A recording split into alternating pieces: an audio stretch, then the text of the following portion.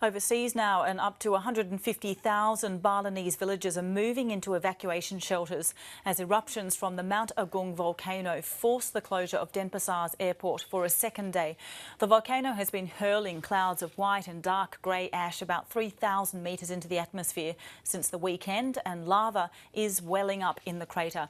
Mujiburrahman Thontowi is the humanitarian coordinator with Save the Children in Indonesia. He joins me now live from Jakarta. Thank you so much for your time this afternoon, Mujib. Just let us know how are those evacuations going and what have you heard from the ground there?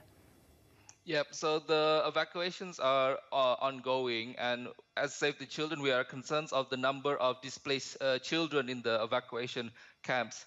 In some camps are supported by the government, but also most of it is supported by the community themselves.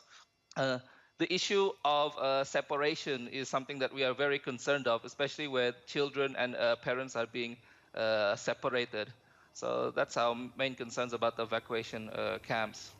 And so how many children do you know are in those camps? And I presume they're getting separated from their parents in that kind of rush to get out of villages and find somewhere to stay? Yeah, so basically we estimate there will be 40,000 children affected, but we don't know the exact numbers of separated children.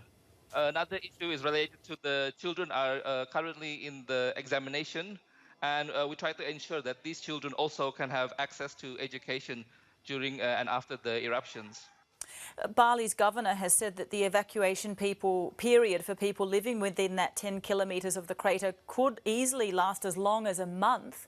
Are there resources? Are there enough resources for those families and those children to be in those evacuation centres for that amount of time? If the governor already issues the declaration, there will be enough resources for a month. But we don't know the nature of the volcano eruption.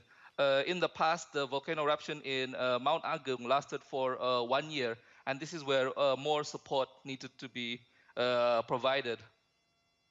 And support in terms of food, sanitation, that sort of thing? Yes, whereas in outside, we are more focusing on the schools, giving access children to schools and the facilities for them to go to school. So in terms of those 22 villages which are in that danger zone, how many schools do you know of are there and how many children are affected by that? That 40,000, I assume, is the number that you're looking at? Yeah, so basically there's 127 schools are closed down. And since the last 2 months, we prepared the contingency plan at the education sector. So right now, the 127 schools are being evacuated, or the children and the teachers are being evacuated to a school in a safe zone. And that's being conducted. These displaced children and teachers will have the afternoon session at school, whereas the morning session in the school is for the regular students. So that's already been prepared by the government with support from Save the Children.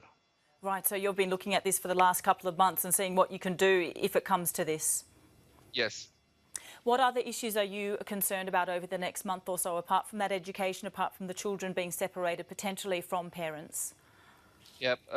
Basically, there is possible issues related to protection and the well-being of children in these camps.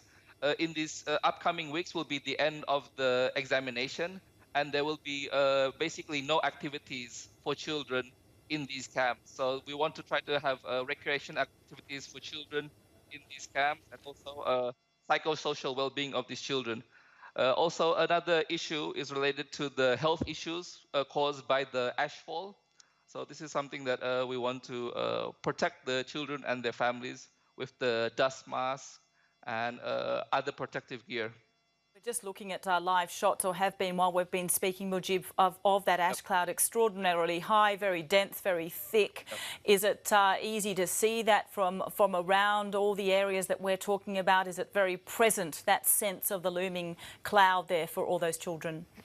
Yes, it's a bit, some children are starting to be a bit distressed seeing this, and also it's making them hard for them to breathe. So this is an issue that we are constantly monitoring. And in the past 2 months, we've already distributed more than about 10,000, 7,000 to 10,000 dust masks for parents and also for children in the danger zone. Mujiburrahman Thontowi, our humanitarian coordinator with Save the Children in Indonesia. Thanks so much for joining us from Jakarta. Okay, thank you.